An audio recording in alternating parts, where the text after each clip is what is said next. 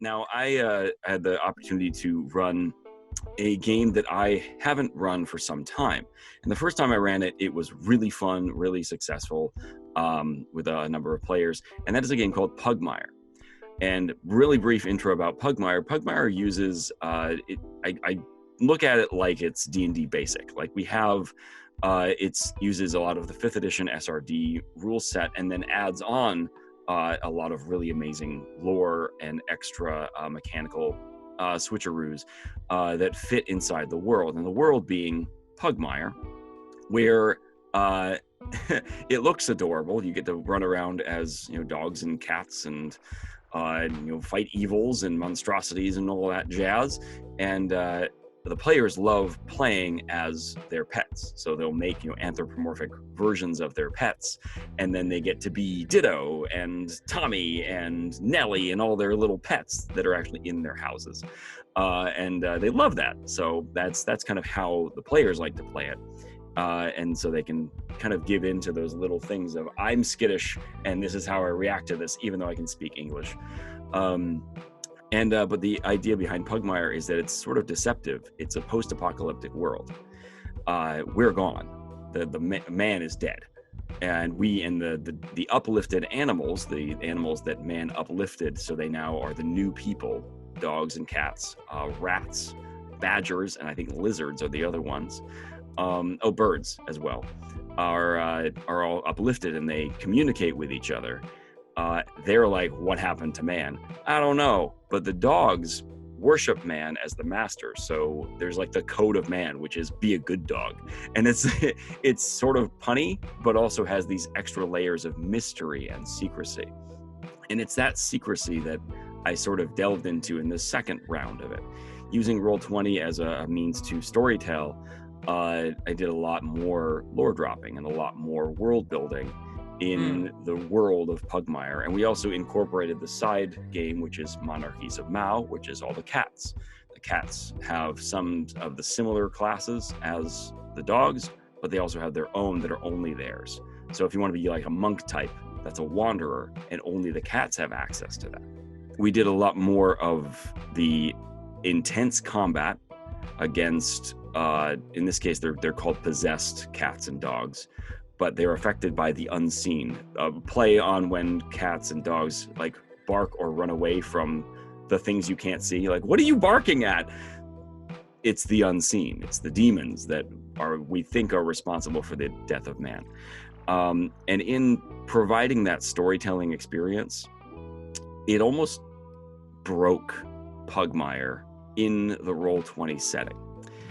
And it's like it got too serious for this game. And I think when working with players and then listening to people who do podcasts of playing Pugmire, they might run into like kind of grisly things. Like there are necromancers in this world. There are like zombie dogs and hellhounds and can be scary stuff. But at its core, it's a bunch of dogs having fun, or it's a bunch of cats having fun. It's really like it's an 80-20 of 80% shenanigans and social interaction, exploration, and like silly-ish fun because you're dogs and cats and they can be silly. And then 20% that dark, mysterious world. And it's like I put too much D&D into my Pugmire game.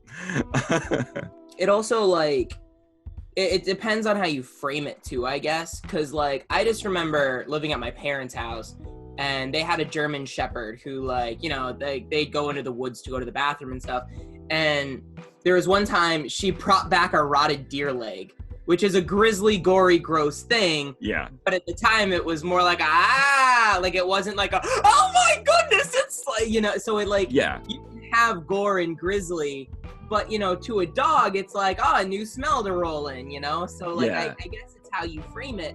If it's the darkness of man is gone and our religion is collapsing or something dramatic like that, it's you present a grisly thing, but how do the players react to it, especially if they're deep diving into the mindset of their own pets. A cat that found a mouse isn't going to be like, oh, disgusting, like It's a fascinating study of how, as the DM, you can like curb an experience like that. You know what I mean? I had crafted a more intense set of battles that had higher stakes, like personal stakes of like trying to defend each other, which is a moment of intensity, but I think at the onset isn't what these players really signed into for this second round of playing the game. So I've been already scheduled to play a third round of the game, and I've even put it out there, hey, I got the feeling that we wanted a little bit more of a lighter fare, so I'm going to do a lighter fare next time. And they went, great, awesome, that sounds awesome. And they're ready to go. But more of a return to form from the first time we played, which was very light. Which was just, it was an interesting thing to take a note of about where it's appropriate to have those deep or intense combats. And some games lend themselves better to that kind of format than others. And I think Pugmire has this sense of light and joy to it, even though it's a post-apocalyptic setting. That's sort of kind of the joke. You're playing around as dogs, even though, oh yeah, all the humans are dead. Anyway, look, fetch. It's fun.